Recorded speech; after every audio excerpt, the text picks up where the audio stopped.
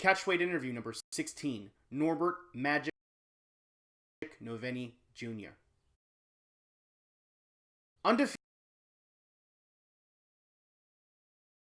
in his professional career, Norbert Magic Novenyi Jr. is one of the youngest prospects in Bellator at the age of 19 years old. His mission is to become Bellator's 185-pound world champion. Not to contend, not to participate, but to be the best in the world. That's his only goal. Magic is part of the new breed of athlete. Intelligent, focused, athletic, and most importantly, hungry. From the UK and everywhere in between, Norbert Magic Novenyi Jr. is a force to be reckoned with. So, interview number 16, I got Magic Norbert. First, before we go, where did you get Magic from? How did we start? How did we start off with Magic? Oh, that's very embarrassing. I was like 10, right? I was like 10, yeah. Which was 9 years ago. If you don't know, yeah, so young. No, actually, that's not the real story. The real story is I was walking on the street, yeah, and someone thought I was Channing Tatum, but I was like, nah, mate, I'm not. So, kind of, I'm joking. No, I was 10. Yeah, I was 10, and I was making my first email address, right? Yeah. And obviously, like, I didn't really speak English back then, so, and I was cocky as fuck. So. Oh, you were? You're not anymore? Not anymore. I was trying to say like magical Norby. Yeah. I was in English, and I was getting my first email address. So yeah, I just put Magic Norby, and it just stayed with me. So yeah. So and that's everyone, yeah. That's it. So that's an interesting background story because like you fight out of London Shoot Fighters, right? Yeah. So you fight out of London Shoot Fighters, but your family's from Hungary, right? Yeah, everyone. So I live in England with my mum and my little brother and sister.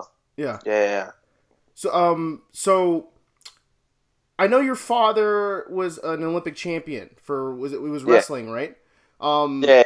I think I watched a couple interviews for you, and it always seems to be like everyone's trying to allude to, oh, well, you're getting some of your reputation from him or whatever the case. But my big question for your connection to your father is like, how has he impacted your training? Because like he's got Olympic level wrestling knowledge. Like has he been one of those fathers that's like, you know, pushing you towards it? Did you come to this combat sport on your own, or because this is his backyard as far as being in combat sports, right? Yeah, so he made me do every single sport there is. So I've been doing sports since I was 2.5 years old. Right. Like I remember like I started with karate, and everyone was like way older than me, and I was like literally a baby, and I was doing it. And there are pictures of it as well, so I'm not even doing bullshit. There are actual pictures. But yeah, he made me do everything from I did gymnastics, dancing, golf. He made me do as many sports as possible, so I get all the movements, everything just gets better. Do you get what I mean? So yeah, no, I mean, like some people get carried away and get those fucking crazy movement coaches and shit with the ponytails, but I think the better thing is the approach that he has, and you see it kind of in the NFL. I don't know if you watch American football or not, but in the 80s or 90s, they started having wide receivers do ballet. Just and yoga and shit like that. And I see fighters do unconventional things to open up their mobility and become more agile. So your father, having the wherewithal, I guess, of how athleticism. I mean, you guys are natural athletes. I saw your dad. Your dad's a big fucking guy. You guys are big boys. Yeah, he's bigger. It's annoying as well because like I'm just probably the smallest one in his family. Yeah. So I'm like And it's hilarious that you're the smallest one because you're 5'10" and 185 pounds. I'm actually 6. I'm just over 6 foot. It's just everyone messes up my height. Yeah. They shaved a couple. Yeah. So, but yeah, no. I'm 100% lucky that he was there for me. Yeah. Because of that as well. Like I know because obviously I started training with him. Right. I just know a few more throws than most people. But again, my coach along the shoot fighters, Alexis, and Paul as well. Both of them, they are great minds, and they teach me even more. So like I think everything just went 100 levels up when I started training there. Yeah. Including my wrestling. Yeah. So that being said, you're open to so many different skill sets in sports, and your father, had that athletic undertone in your life to make sure that those are things that you went after, even if it was dancing, even if it was those, even if you had one interest. If you had one interest in any one of those things, what is your favorite part of I guess of that game? Like, is it grappling? Is it striking? Where did you find yourself gravitating yourself more? Because like you can learn everything in the world, but like, do you feel like there's anything that you're like the best at? I have two things that I think you're the best at as far as your style goes, but I want to see what you say first. I say that I'm a full package. Like, people don't see me in training, obviously, and like every time I fight, like I'm not like in my amateur career. I was like, I think I performed the same as obviously not the same, not as good, but all right compared to like. So my last fight I was really ill, couldn't even see. So obviously I'm not gonna perform as well.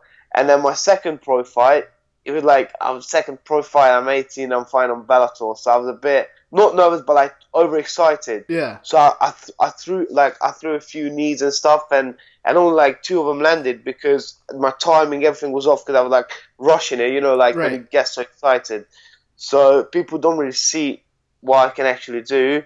But you know what? I'd say probably my ground control is one of my top like abilities, and also people don't know it, but I really like my stand up. Yeah. I feel very like at the gym. I think I'm one of the people like I don't even do that many takedowns. Like I do, but like compared to when I started, I was takedowns. Right. Now I'm like, yeah, you can try to take me down. I don't mind standing. I actually enjoy it. And if you look at my last fight as well, the way my last 2 fights, the way they ended them, the guys want to like try to take me down. Right.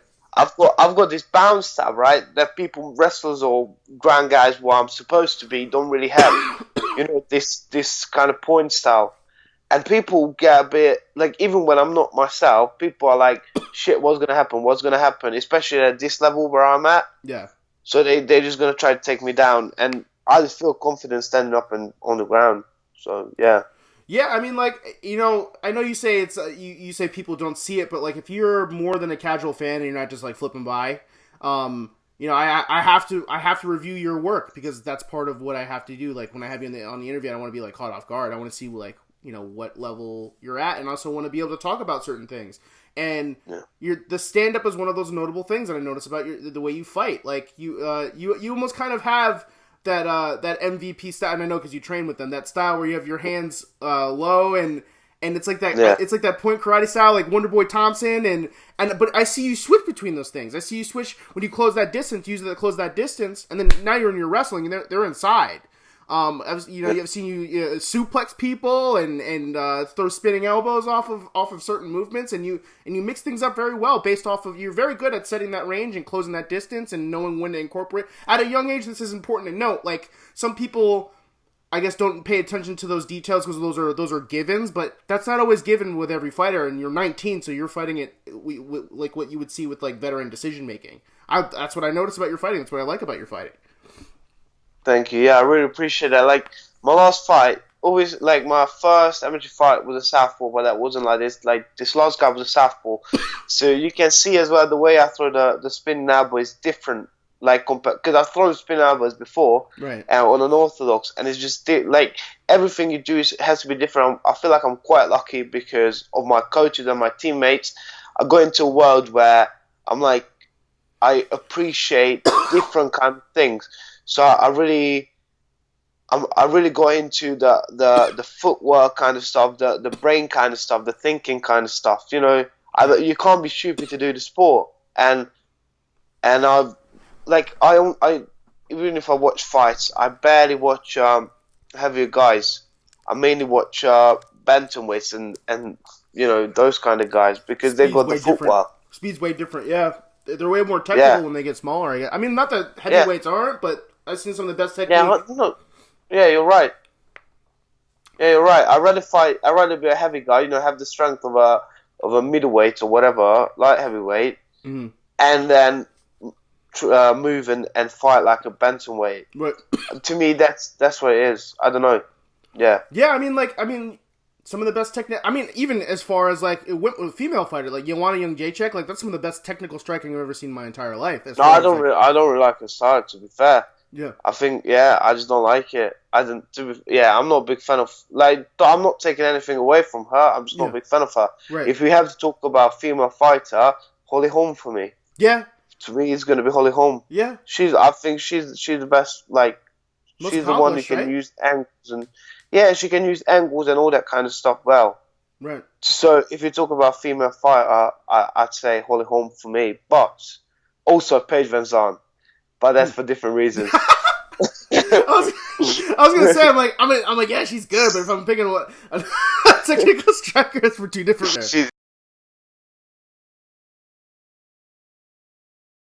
I like her. She's very nice. Yeah. Oh, you met her before? No. No, you haven't. I just watch interviews. She's happily shacked up, my friend. Yeah, I know. That's my life, mate. Horrible. Mr. Steal Your Girl, that's your new nickname. Right before fights. That's what I loved about you. You watch boxing at all?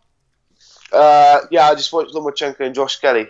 I'm not like a super fan or anything, but one of the fighters that I know because of like his antics is Adrian Broner when he fought Paulie Malignaggi. He's saying he fucked his girlfriend and all that crazy shit on mic. I'm like, that's so crazy. Oh my god. I know. I can't say shit. Even after that, you said his fade was on. I'm like, I sound like a dickhead, but yeah, it's fine. So you're 19. Do you find any pressure to like try to be that? Because like you're pretty personable. You got pretty good charisma. Like you dress fresh. You're a great fighter. So you can back up whatever you say. You want to make that rise up to the top and get those contender spots that you want eventually. I know that's what you're eyeing, and everybody that loves the sport and wants to be in the sport wants to be able to put themselves into contention. Do you find like you're? I don't want to put myself in contention. I want to be a world champion. There you go. I think there's a difference. I think there's a big difference because there are so many people who fought for belts, but not all of them, had the belt, and not all of them could defend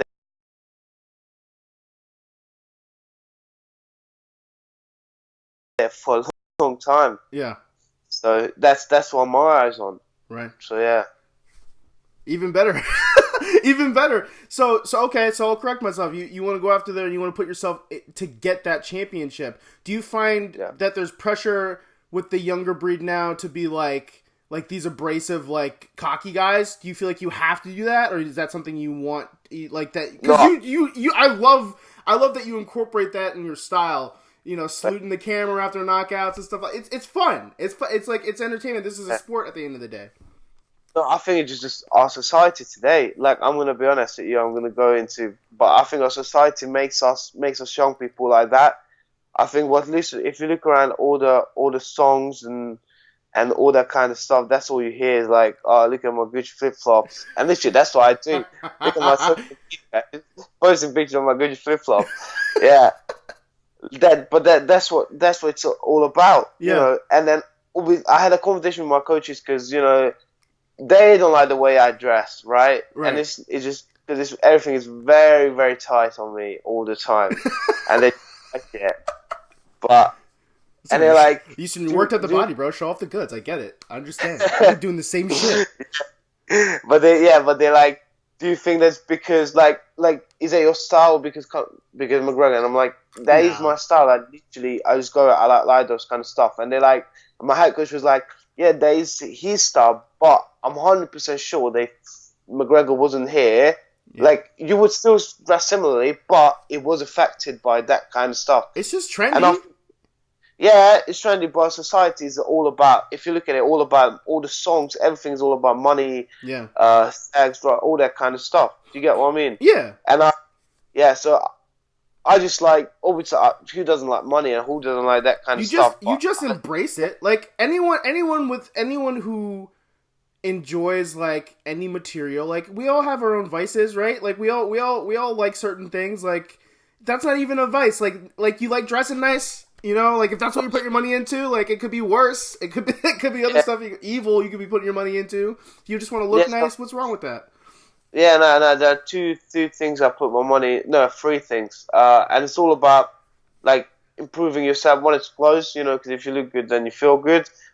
Second is my body, so is my training, my food, what I eat, and all that kind of stuff. All the supplements. And lastly, books, because your mind needs it as well. I think Oh wow. these three things I spend money on. What's the most recent thing you read? I'm just starting to read. I'm really into like philosophy and especially Stoicism. So I'm gonna read some Seneca, and I've got some physics books on me as well. So Nice.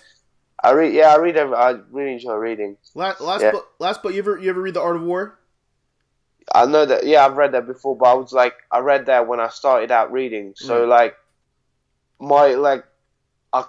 don't remember as much, so I'm gonna have to go over it because when I really go into reading, I was just going over books and getting some stuff in my head, but not all of it.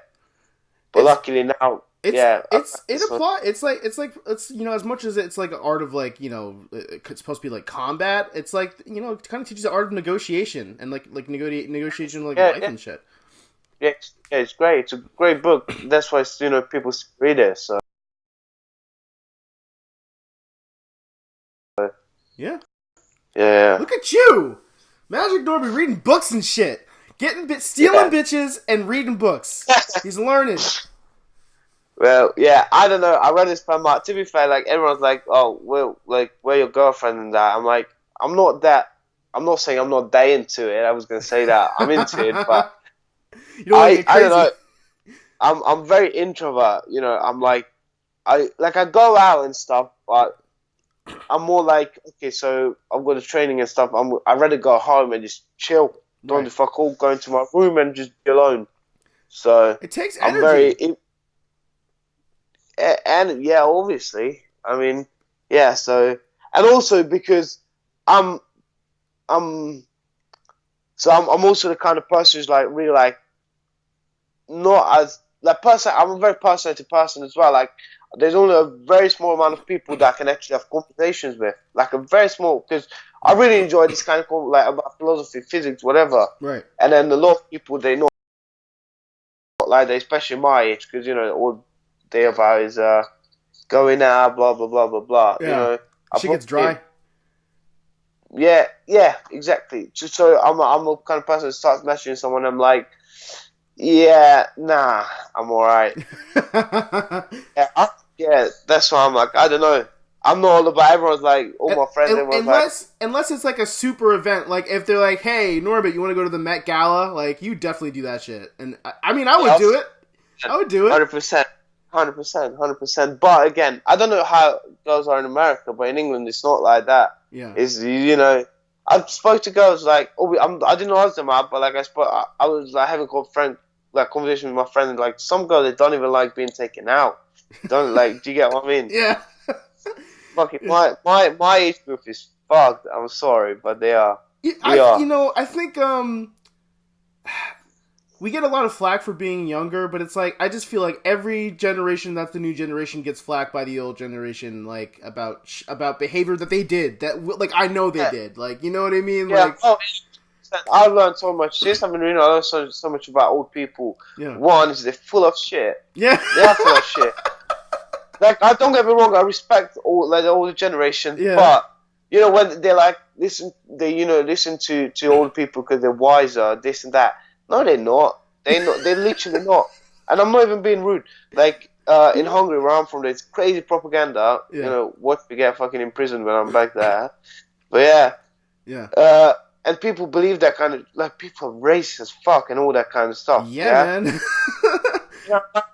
And they just talk to me about that stupid shit, and I'm like, what are you talking? They've got this all the Arabs are coming in. They do this kind of propaganda. I'm like, how many have you seen, and what have they done to you? Do you get what I mean? Yeah, no, I mean that's we have that's everywhere in the world really. It's not just there's in the UK as well. We had the Brexit, right? When UK, the EU, and I'm 100% sure a lot of people who voted for Brexit, right, are old. Well, I don't know.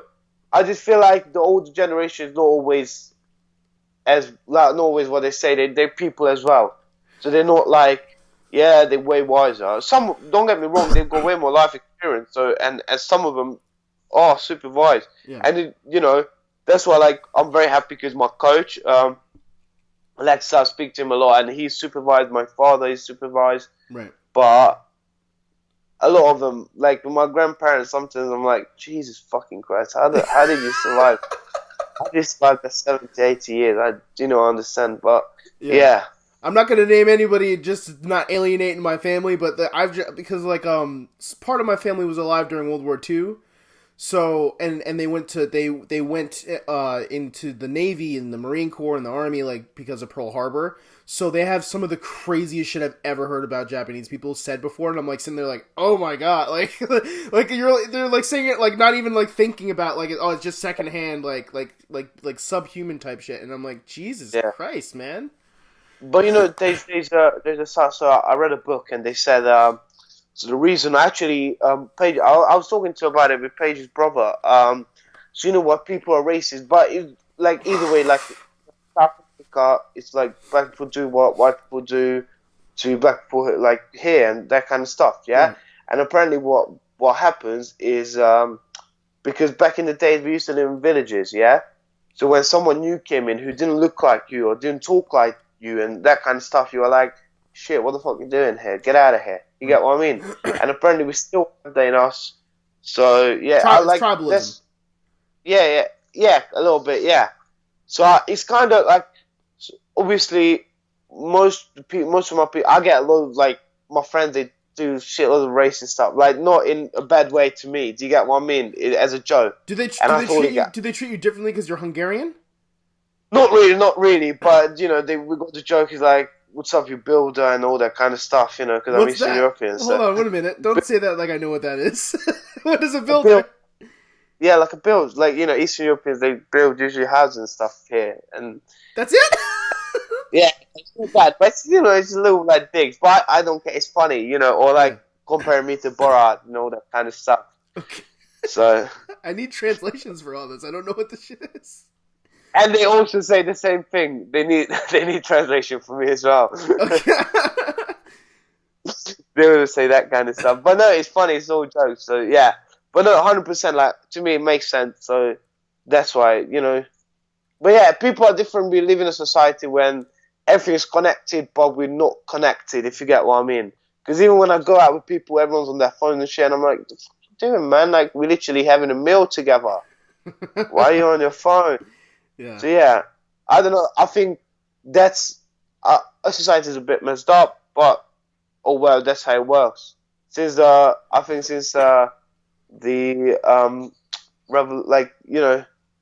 1800s, everything just sped up so quick that the people are changing as well, and not in a good way.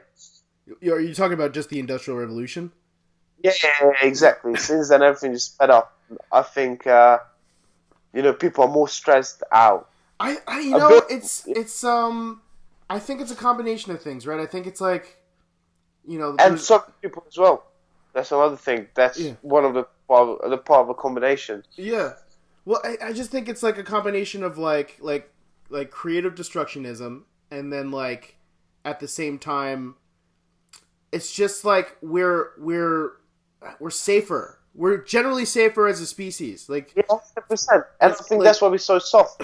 Yeah, but like, is that a bad thing? Like, what if that's our next ascended thing? You know what I mean? Like, yeah, what if I think it is the best. It is a bad thing because if you think about it, literally our whole history is about fighting, surviving, hunger, cold, fighting, reproduction, everyone dying from a disease, and then starting again. Yeah, that's literally what the history has been about. Yeah. That's what we're used to.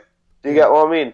Well, it's it's like our nature, because like we're like the best primates on planet Earth. We have figured out the best way to make technology work in our favor to beat our environment. No other species has done that. They either die off or they make adaptations. Humans are the only species who didn't really adapt to the environment, but made our environment work for us. So as a result, we've become softer. But is that a bad thing? Healthcare is better. People's lives are lasting longer. Violent crime is the lowest it's been in human history. So it's like, if the goal is absolute zero for violent crime, then aren't we on track? Like we're a little bit on track, right? But I don't know if you look at violent crime as in, because now you just go in the street. Like, don't get me wrong, back in the days you got mugged as well. But I think people are like, if you get in a fight, unless both of you got a sword, it's going to be a fist fight. Do you get what I mean? Now you beat someone up, they're going to come back and stab you. Do you get what I mean? I think that the numbers don't support that, at least in America. I'm not a historian, so I'm generally not gonna argue about it. Because I don't want to look stupid, right? Yeah. I don't know the numbers. I think that's another thing that people need to understand. Sometimes, if you don't know what you're talking about, you have to shut the fuck up. Yeah. But yeah, no, 100%. I don't know. I think things changed. I don't know. We thought don't get me wrong, it's still better. I'd rather live at this time than any other time in human history, because but there has been. But again, I didn't live back then. I don't know how it was, but I just feel like people are way too soft. And I'm not saying as like, yeah, you can be, but when people argue about. It's not even that they're soft, I think they've got a bit more time on their hands. Do you get what I mean? I think soft is a good word, and I'll tell you why. Because it's a byproduct of our advancement, right? So the incentive to work hard is no longer there, and to be dangerous is no longer there because we feel safer. Feel is the key word. There's constant danger around us all the time. We just feel safer. You know what I mean? 100%. Unless you're in an area, a poor area. But yeah. Again, it shows as well that people are more educated as well. You get what I mean? The education, generally, which is, you all right? Yeah, I'm good. I'm still here. Yeah. Sorry. Okay. But everything. Obviously, I'm agreeing with you. It's probably the best time to be alive, but. There are things I just thought, like the chivalry, for example, that's totally gone. What do you mean chivalry? I mean, so you've met with someone on Tinder. Yeah. And here we go. Millennial Problems 101. I'm just not into that kind of stuff. But again, it's a first world problem. No one cares about that. Some people are, dying from hunger. So yeah. But I don't know. I think it's human nature as well. I think. If you look at history, what we've done, we literally destroyed everything around us. So it might be like this, or I don't know. I'm just not a big fan of humans, kind of, just on average. This has turned from Bellator to world domination. I know, right? 20 minutes. I've got, if I was like, I don't know. I'm a big fan of Alexander the Great. I'm not a big fan of Caesar because, he killed a lot of innocent people. So did Alexander the Great, but I just like his idea. He went to Persia to avenge, his father and stuff, and then he was like, that's not enough for me, and took over the whole half of the world. So I'm a big fan of him. Yeah, one of the greater conquestors. People need to die. That's not what I was trying to say when he said, "Well, I think that's horrible." Don't get me wrong. I'm just not a big fan. Humans in general, what we do to Earth, and how we don't care about our environment. So yeah. I mean, it's just part of like the complacency of human beings. Like that's always going to exist until we correct it. No, that's always going to exist. Yeah, I think that's it's sad. What it is. Yeah, that's human nature. But oh well, fuck, nothing. Well, I also learned that nothing lasts forever, and I don't think humans will either. I don't, just nothing lasts forever. I'm starting to understand how you're able to like mix it up so easy when you're fighting because you have an open mind. You're not sticking in a pattern that's going to be stuck in one way of fighting. You'll change it on the fly.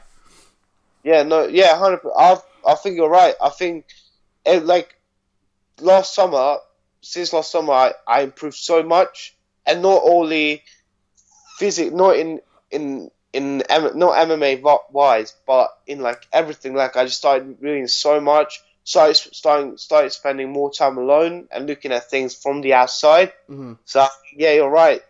It might be a connection. Might be just genius, secret genius. Never know. Only tooting your own horn. I love it. It's fantastic. Can you tell me what it was like? That shakeup for Bellator 218, where you were on the prelims and then you got booted up to the main card. Yeah. How was that news broken to you? I was so happy. I was like, "Oh, we're gonna be rich! Yes!" No. I was like, I found out that like I was getting my photos taken, and Yeah. then it's like they give me papers like, "Oh yeah, by the way, no, but everything changed. You got into the MMA junkie, then you got this, and you got that," and I'm like, "Did I just get moved up to main card?" And they were like, "Yes, you did," and I'm like. Fuck yeah. I was so I couldn't see, like I could not see, I could not walk. Like I was with my teammate Alfie Davis. He was Yeah. like warming me up, and like we did a workout, and I'm like, mate, like after 10 seconds, like Alfie, like I had to sit down. I'm dying. He's like, don't worry, it's just a wake up. I'm like, I've done wake ups before. I had literally harder wake ups, and I'm like, I'm not. It's not the wake up. I'm just fucked. And then I was like a bit, I wouldn't say nervous, but a bit more concerned. I'm like, shit, like I need to put on a performance, but I just can't. I see free of everything. Right. Literally, I think I had a chest infection and then I had a sinus infection. Mm-hmm. And because of my sinus, it went into my ears, my nose. I'm ill. I'm still ill. You can still hear it in my voice, but it's a different cold. But since the week before fight week, I haven't been proper well. Like I've been training and stuff, Right. but something's still been still there. So it was just a horrible cold. It's not just me who had that. Not cold, but a horrible illness. But we got the job done, so I'm happy about that. Fuck yeah. How did you come across London Shoe Fighters? How did you find it? Because you're very early in your career, and then they have like some of the best talent in England and just MMA in general. So how did you end up getting an invitation there? Was it like a set up through your management? You stumbled across them through the amateurs that you did, amateur fights that you did?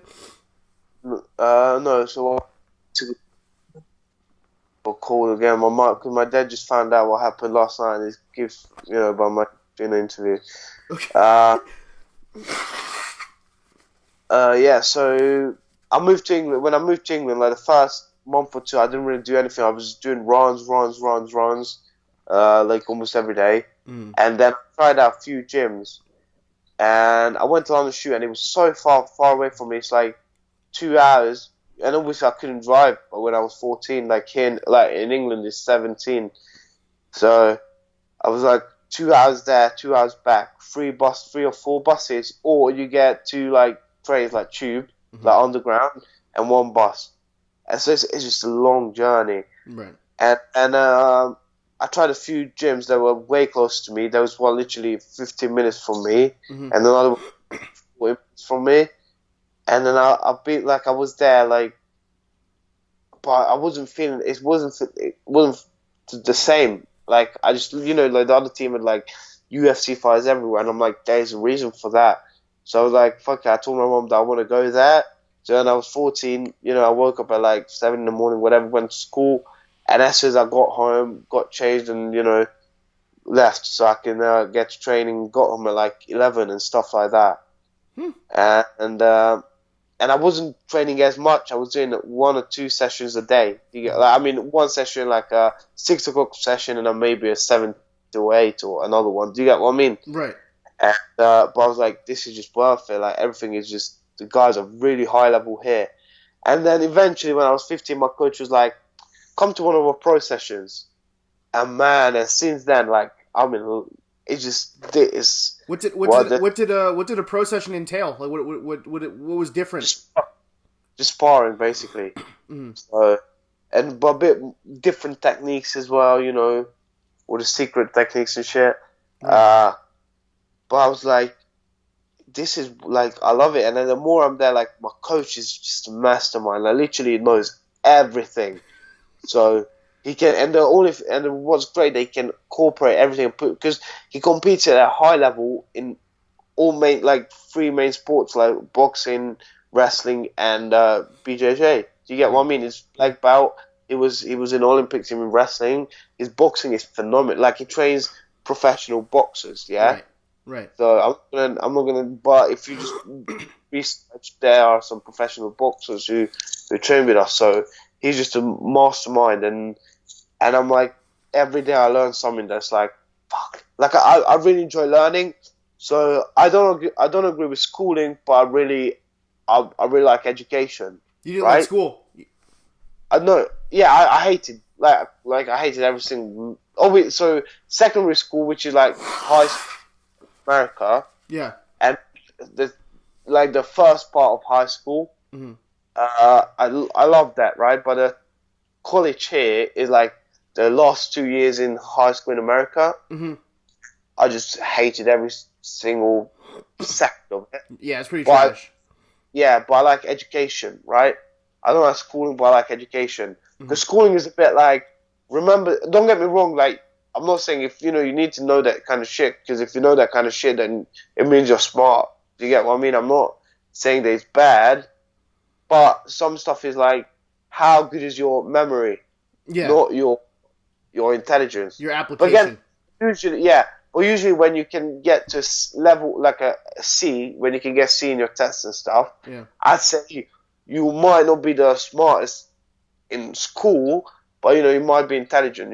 If you get like, I'm not saying anything because there are people who are not like I've seen people who got Fs and all that kind of stuff and really intelligent Yeah. on the street.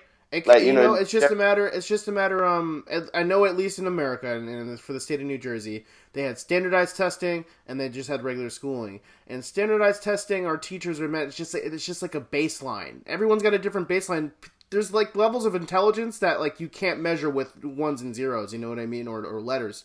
Well, there's a basic intelligence that you can measure. Yeah.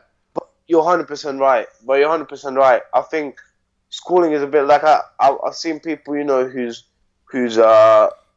are like got better grades than me in subjects, and then they were listening to a song, and I could hear what they were listening to, and I was like, I can read your mind. I think your favorite song is this song, and he's like, how the fuck did you know that? And I'm like, you're a stupid fuck. I'm sorry, but you literally listen to the song, and I just made up a joke. But there are that kind of people, just very stupid, but they get good grades because they got good memory. They can remember stuff well. Yeah. Do you get what I mean? Which is a skill. So, that is a skill. Having photographic memory or memory is a skill. Knowing how to apply it is what separates it. Is what separates you from the top percenters. 100%. Yeah, 100%. But I think there's a difference between schooling and education. One, like schooling is mainly focused on memory. Yes. In my opinion. Because there's so many stuff like in Hungary, like it's really, I went to, like, education is very strict in Hungary, and I went to a super tough school, like an especially tough school, and like we had to learn all the, like, I remember, so they do this kind of like, you go out from the whole class, and you have to talk about subject, right? Right. And it can be, you can do 5 days in a row, whatever, and it's every single day. Literally, just like, that's how you start the session. The teacher goes like, no, but come here, talk about what we learned 3 weeks ago. Something like that. Do you get what I mean? Right. Like, that was stuff that this always going to stay in me because everyone was always stressing, because if you get a bad grade, that's ruins everything for you, ruins your average, right? Right. These are just, just 5 minute, like the teacher asking you stuff. And there was in geography, like, I'm not saying it's bad, but like, they thought like we had to learn literally every single weather in the different parts of the world. Like I don't know how to say in English, and like what's oceanic and that kind of stuff. Yeah. Every single capital city, every single mountain, every single lake. Who the fuck cares about every single lake? Do you get what I mean? We had to learn all that kind of shit, and now I don't even remember. Like I probably remember 2% of all stuff, and it's just because my brain had to learn stuff that was actually important. Do you get what I mean? I'm not saying it's bad. Like, it's good if you know that kind of stuff, but to be stressed, because everyone was stressing. I remember, like, you have 15 minutes between lessons in Hungary, and you just like literally run to your classroom and just start reading your book, Right. because you don't want to fail your subjects or whatever. Yeah. And everyone's just stressed, and I think that's just stupid. They just play stupid, in my opinion. Yeah, no, I mean, like, testing is like you said before, there's a baseline that everyone should have, because that's, like, there's a law of averages, right? You gotta base some shit around just the average people in whatever country you have. But it's difficult, like, because, like, what's the alternative? Like, because you can't just let kids just pick whatever they want, because it'll just be like chocolate eating 101 and fucking pissing their pants. That's it. That's all. They don't know anything, so they can, like, you have to. It's difficult to choose the criteria, but I think, like, where America is slacking, because we're always fucking, like, middling. We're always a middling country in education. We have every resource available to us. Think about it. Like, I'm not gonna lie. I really like the British education. It's not the best in the world, but compared to where I've been and stuff, because what I realize, the better a country, doesn't in education. So, like, Hungary got loads of scientists and all that kind of shit. Yeah, they do. But does that mean they're not, like, doesn't mean they're happy? No, they're not happy. They're stressed. They don't have money. They don't have this. They don't have that. I think, as I said, our society is just weird, and everything is just different. The way what they used to learn about philosophy and all that kind of stuff. In back like 2,000 years ago. Do you get what I mean? Yeah. What we learn now, like, and philosophy, you can use that in your in your life and that kind of stuff. But I don't know. Everything's just changed. People don't do what they love.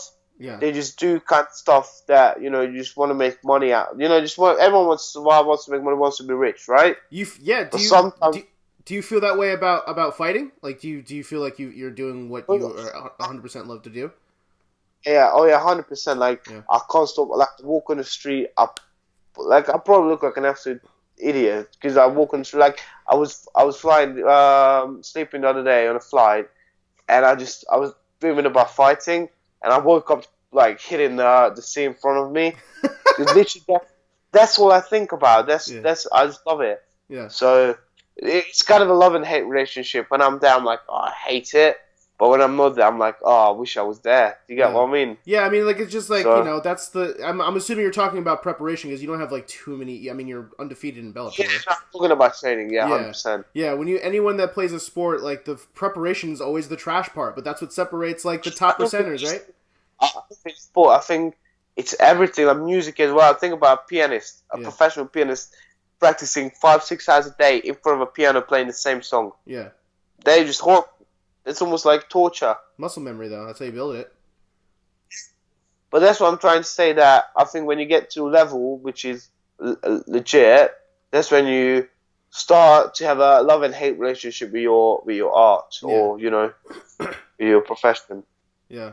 What do you hate about your training? If there's one thing that you dread doing, you still do it. Like, I know, obviously, there's no slacking in Norbert's preparation. It just sometimes it's just long, and it's not. I don't know. It's weird. Like, just it's hard to explain, man. Sometimes, like, I love, like, even when I'm not at the gym. Sometimes when I'm ill, I still go down to the gym. Like, when I'm not at London shoot fights, I still do my cardio. I still do this. Like, I still work my ass off. Don't get me wrong. Because sometimes something comes. Like, I'm actually, people don't get, because I don't know why, but for a 19-year-old, I'm really busy actually, and I don't like it. But no, I know why. You're working your fucking dick off, and you're doing everything you need to do to be like, the next superstar. Like, you have all this potential. You have the skill level. You're in a great organization. Right now, I think the UK is just killing it as far as Bellator's coverage going. Recently, they started streaming the fights in England, right? Yeah, they started doing on Sky Sports, which is like ESPN in America, right? So I had when I phoned the main call, like, my friends were watching it on Sky Sports, and everyone was sending me, like, Snapchat videos and shit that. And I'm like, that's great. Yeah. I'm like, I wish we played it again. So I went to, like, some bar or something. It's like, oh, that's me on TV. Unfortunately, they didn't. But yeah, they do Channel 5 with UK fights now as well. Which Channel 5 is also, like, a really big channel, which is like a commercial channel, which is not a sports channel. Right. So, and it's all prime time as well. So yeah, they're doing crazy stuff now, so I'm really happy about that. That's why you're busy, though. You know what I mean? Like, you're getting a ton of exposure because you got Bellator doing what it's supposed to do. Family things are like, there's something that I always have to do at home. Yeah. There's sometimes I go to my coach like, sorry, like I'm 100% sure he thinks like I'm bullshitting. Yeah. But like, just in case if he watches it, I'm not. I just like, but even then, I go down, I get my cardio done, and they know that, like, I just don't like not working out. Right. So even Sundays, I do my yoga, or I go, like, the worst case, I go for a walk just to get some movement in. Right. But yeah, it's just the whole thing that, when I see my friends, they in university, everyone's partying and girls and enjoying themselves. But at the end of the day, I get to do what I love because I'm 100% sure they're not doing what they love. Yeah. They do something they enjoy, but they don't love it. Yeah. And yeah, and for me, this like fighting opened up so many stuff for me, and also like I can make a living out of it. Like I don't have to do anything else. I can just do what I love. Yeah. I mean, like you're on the ground floor. Not a lot of people have been afforded that opportunity. You know what I mean? Where they can get into a field they love, and then also compete at a high level in that field out of the gate at a young age, and be competitive and be undefeated. And where a lot of people don't have that. You kind of are afforded that, like I give it an edge almost, where you naturally, or you consider yourself introverted, you don't have the will to go out and distract yourself. It seems like you're not gonna put your training on the back burner to go out to the pub for whatever amount of time, Yeah, 100%. Like I've seen, like, because I've been doing this since I was 11, 12, right? And I've seen so many guys, who just because of the partying, because when they discovered like girls and for other girls when they discovered boys and that kind of stuff, they were like, instead of training, they went out with them or whatever, and I said to myself that if I ever meet anyone and I miss one training because of them, I'm like, that's it. So I promised that to myself, because obviously a lot of people won't understand what you're going through. Like even my mom doesn't understand what I go through. Right. So yeah, like she's like, we have huge arguments because when I talk to myself, I'm like everything's aching, I'm tired, and she's like, well, I'm more tired than you. I'm like, Jesus, are you being serious? Like you don't even know. No, but this is serious stuff. Like people don't know. But again, this is in not just sport, in a lot of stuff. Like people want to understand you, I think, and they know if you're really about to achieve, if you're someone who can achieve something, and I'm not talking about myself, but in general, if anyone watches it, if you know that you're capable of achieving something great, most people want to understand you. Right. And that's one thing that I've also realized that a lot of people don't understand. Not even my friends. I mean, honestly, it's not just because I'm foreign. That's not the only reason why they don't understand me. It's just they don't understand my personality and that kind of stuff. So. Yeah, no, I mean, on top of your personality, it's like if you don't fight somebody or you're not a professional athlete, you don't have a reference point, right? So you don't. I can't even empathize because I've never been through a weight cut. I never had to be locked into a cage to fight somebody before. What you do is very, very intimate with danger. Like you're very close up close. Very intimate man as well, but.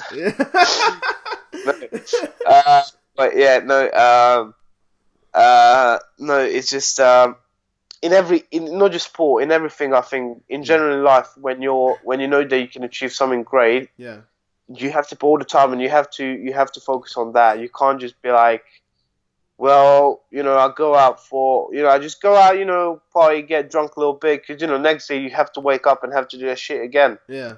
So my friends, they just laugh at me because like. During the summer, like I can't go out. I've got training and this and that. Yeah. So that's a general stuff. They go like, "Oh, I've got training." I can't go when they try to take the piss out of me. But yeah, it's just a kind of stuff that I also realize that you can't afford to do that. When you've got a dream. Yeah. That's the thing. You can't afford to get that kind of shit when you've got a dream. So. But I think I'm not missing out. I still go out. Dude, you're 19 years old. The everything that you want to experience will be at times when you can take time off. That's one thing. Like some of my friends' parents, they always say to me, "It's like, listen, you're 19. You have to enjoy yourself." I'm like, I can enjoy myself at 21, especially when I'm rich as fuck. Yeah. And I can drive a nice car and go to a holiday in Ibiza or something. I promise you can do this for 10 years straight, just fight and not see any human beings. You will have missed fucking nothing. In 10 years, it'll be exactly the same with new technology. You'll have the iPhone 20 or whatever it is. That's what you'll have made it. You'll skip all the bullshit models. You're gonna get the good ones. You're 100% right. But that's the thing. Like, I don't think I'm missing out on that much, especially in a way that I know in a couple of years I'll be. I mean, I hope so, but I know it's like that. I'll be doing fine, and when people are finishing uni, they're in debt and that kind of stuff. Yeah. And I'll be in a good position by then, and that's when I feel like what you just said, when I retire, that's when I'm really going to start enjoying the whole thing. Yeah. Get those Gucci flip flops, those Gucci shades out. Walk around in the smoking jacket, no shirt on under in Miami. Oh, tell me about it. Can't wait. It's gonna be fun. But, here's the thing, right? People do that. People that can afford to do that, they work for it. They're lawyers or they're doctors or they're mechanics or whatever they did. They all put themselves in a position, and this is how you get that. You want to enjoy those things just like everyone else does. But you have the actual means to go get those things and also achieve greatness. Yeah, but there's the thing, like, I'm not mainly motivated by that. Like, my main motivation is to be one of the greatest, if not the greatest. All time. Do you get what? Yeah. Yeah. Like, to me, it means so much. It's since I was a kid, I'm like, I'm gonna be the youngest champion in I'm not gonna say in an organization history, because I realized John Jones. Yeah. Yeah. Like, because when I like the first fight, first time I saw John Jones fight, was like, he was doing spinning shit, and I was like 12, and I was already like enjoying doing spinning. I didn't know how to do them properly. Yeah. But to be fair, all the spinning shit I learned is from my coach, who taught me how to do them properly. But I was like, shit, these guys just reminds me of myself, and I didn't know, I think he wasn't even a world champion when I first saw him or whatever. Right. I'm like, I love this guy, and obviously now I'm kind of more into but I prefer watching smaller guys, but again, John Jones is phenomenal. Yeah. But yeah, I'm like that's what I want to achieve. And since I was 11 or 12, I'm like, that's what I want to achieve, being that kind of fighter. Yeah, exciting. Obviously, physically, I'm not that to be. I think nowadays in fighting to get, you have to be tall. Sometimes not lanky, but you have to. You're bigger than the average person is, though. You would say, right? Yeah, well, not some middle. For middleweight, I'm tight. It's weird because I'm not that light, so I'm actually I'd say I'm 205 plus. Yeah. Weight wise, I'm over 205. Obviously, I'm not gonna do huge cuts because I'm still 19. I don't want to mess my body up. Right. But for most middleweights, I'm tight. I'm quite short. For 6'4" is actually quite short. If you look at a lot of fighters, they 6'1" plus, in my weight. Right. So I'm probably one of the shortest middleweights I've ever met. But yeah, you have to, the kind of Jones, Zabit, he's got tall and not too lanky. Pace got great frame, he's super tall and wide as well. Right. So there are those guys. I think you kind of need that kind of frame. But again, look at DC, who's literally, and the guys in the know are he's 5'9".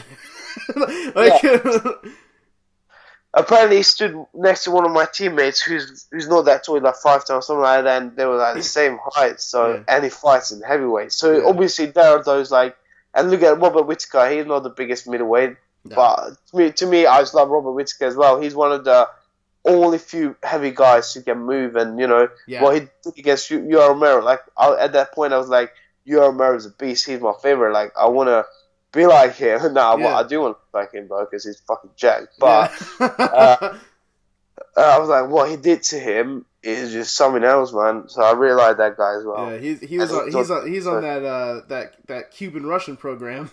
Whittaker, Yoel Romero. Yeah.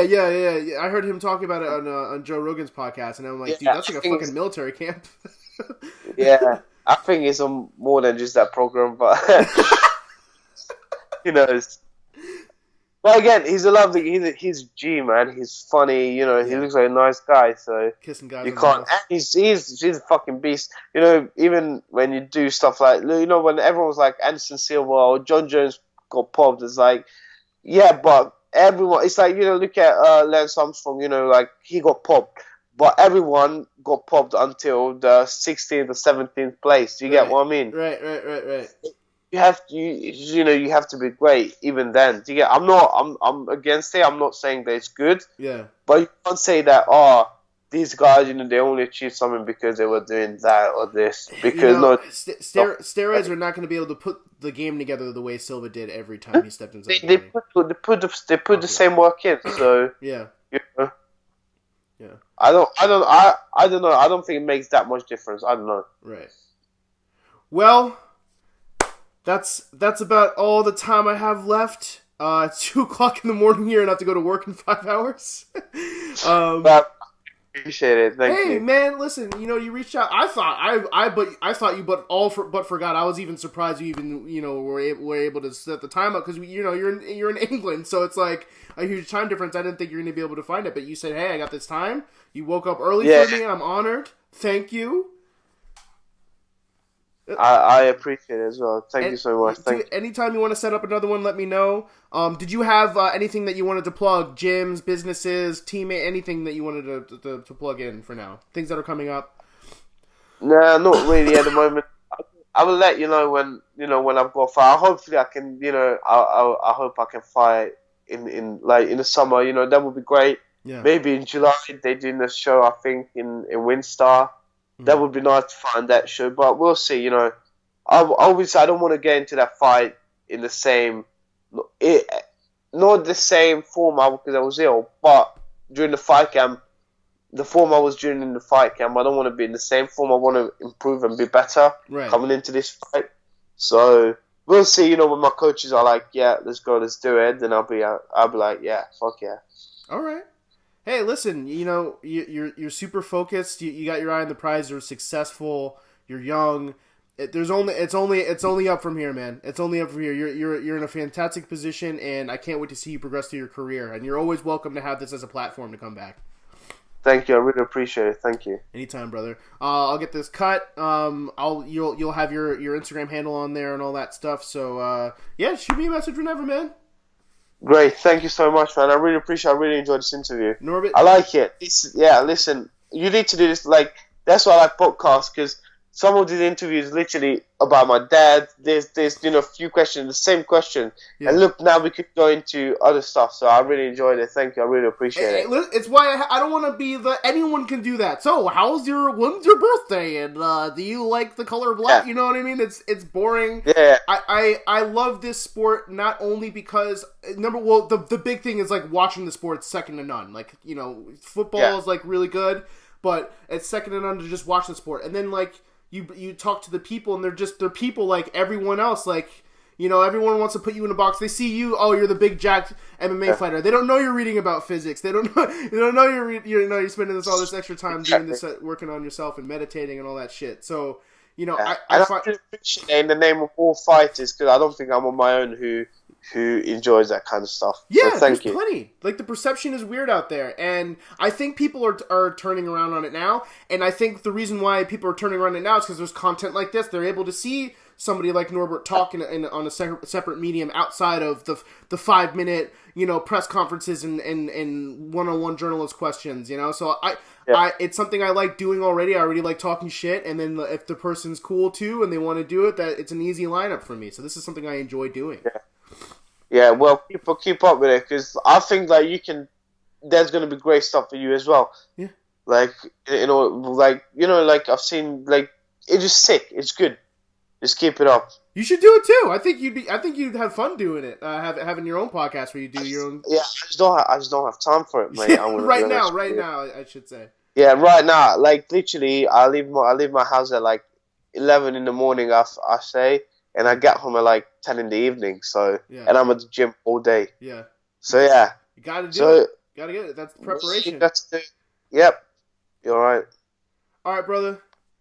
All right, thank you. I Good. really appreciate it, man. Anytime. I Good really luck with the secret training. thank you. good, good, Cheers. good luck with the career. And like I said, you're welcome back anytime. Shoot me a message, whenever you feel like it. Thank you for tuning in this week to Magic Norby, episode number 16 of the Catchweight interview. I had a blast. Great kid. He's just another great personality. You want to see him go out and succeed, plain and simple. And I think he's got the tools to do it too.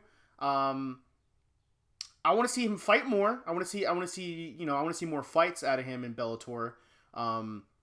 It's not like amateurs, and it's not like, the other promotions that he's been in, and he's only had but 2 fights, and he felt like his first fight, he only fought at about 50%. He's battling illness, and he's kind of battling illness right now.